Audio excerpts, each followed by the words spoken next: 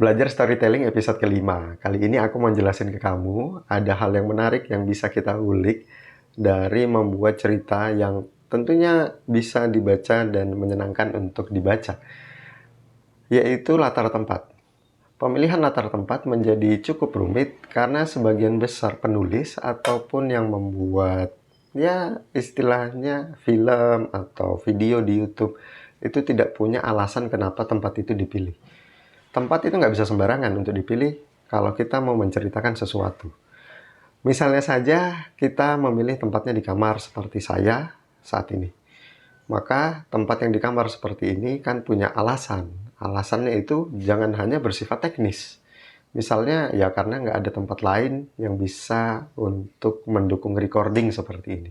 Nggak cuma itu, misalnya saja karena kamar inilah saya memulai segala sesuatunya. Sehingga video yang saya take itu biasanya di pagi hari. Dari jam 6 sampai jam setengah 7 pagi. Misalnya seperti itu. Itu ada alasan khusus. Begitu juga dengan membuat cerita. Misalnya saja kita menaruh latar tempatnya itu di kamar dan tokoh utamanya itu ngapain di kamar. Jadi latar tempat ini harus punya alasan. Kenapa harus kamar? Kenapa tidak ruang tamu? Dan kenapa bukan dapur misalnya? Kalau memulai suatu cerita kita sudah mendahului dengan mengapa, maka pembaca dan penonton akhirnya akan menjawab pertanyaan itu dan terjawab pertanyaannya itu dengan kita hadirkan alasan-alasannya. Misalnya saja ada seorang tokoh utama, dia baru bangun tidur dari kamarnya. Kemudian setelah dia membuka pintu kamarnya, dia melihat banyak sekali kucing. Ada 100 kucing. Dan dia bingung. Kemudian dia menutup kamarnya, menutup pintu di kamarnya, kemudian dia berpikir, sebenarnya aku sedang bermimpi atau ini kehidupan nyata. Nah, cerita itu bisa diawali atau bisa mengawali cerita yang mana itu fantasi, misalnya. Ya kan? Atau cerita itu misteri atau psikologi atau thriller itu juga bisa seperti itu. Jadi, unsur kamar itu sangat dekat dan sangat terkait erat dengan tokoh utama. Seakan-akan nggak bisa pisah. Kemudian tokoh utama kembali untuk tidur dan berusaha tidur dan kemudian dia bangun dan berharap kalau semua kucingnya itu adalah mimpi. Nah, dia buka lagi tuh pintunya. Dan ternyata semua kucing itu masih ada di sana. Nah, padahal dia sudah pengen sekali ke kamar kecil. Kemudian, mau tidak mau dia harus melewati semua kucing-kucing itu dengan penuh tanya di pikirannya. Dan, adanya kucing-kucing itu juga harus kita beri alasan kenapa.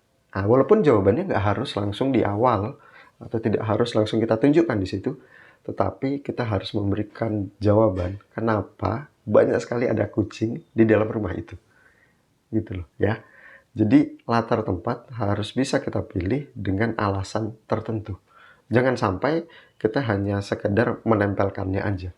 Ya udah sih, kalau anak sekolah ya berarti atau anak di usia 15 tahun sampai 18 tahun ya setting latar tempatnya ya di kamar, ya di rumah, ya di sekolah, nggak seperti itu. Kalau hanya seperti itu nanti jadinya cerita tidak akan menarik gitu ya. Aku akan kasih contoh lagi, misalnya saja adanya perdebatan kedua suami istri itu seringnya terjadi di rumah. Tetapi di rumah itu di mana? Teman-teman bisa mikir, apakah di rumah itu di ruang tamu seringnya mereka ribut? Rasanya nggak enak, ya nggak? Kurang intim, kurang intimate. Kemudian kita pindah latar tempatnya itu di dapur. Bagaimana rasanya? Kan mulai tegang dan mulai panas. Karena apa? Di dapur tempat semua unek-unek itu tumpah. Bener nggak? Baik dari istri maupun dari suami misalnya. Semua keluh kesah istri itu muncul selama seharian penuh di rumah. Dan semua keluh kesah suami itu muncul juga selama seharian penuh di kantor. Gitu loh. Jadi pemilihannya itu memang harus punya latar belakang yang menarik. Kalau bisa teman-teman riset. Misalnya perdebatan suami istri itu memang sering terjadi di rumah, terjadinya di mana gitu loh. Apakah benar itu di dapur atau di ruang tamu? Begitu juga dengan anak sekolah. Apakah anak sekolah itu di kamar tuh ngapain gitu loh. Dan itu bisa riset. Risetnya gimana ya? Kita tanya sama anak-anak sekolah. Kalau sudah pulang sekolah jam 7 malam itu mereka ngapain gitu loh. Jadi itu membuat riset kita dalam kepenulisan itu menjadi menarik.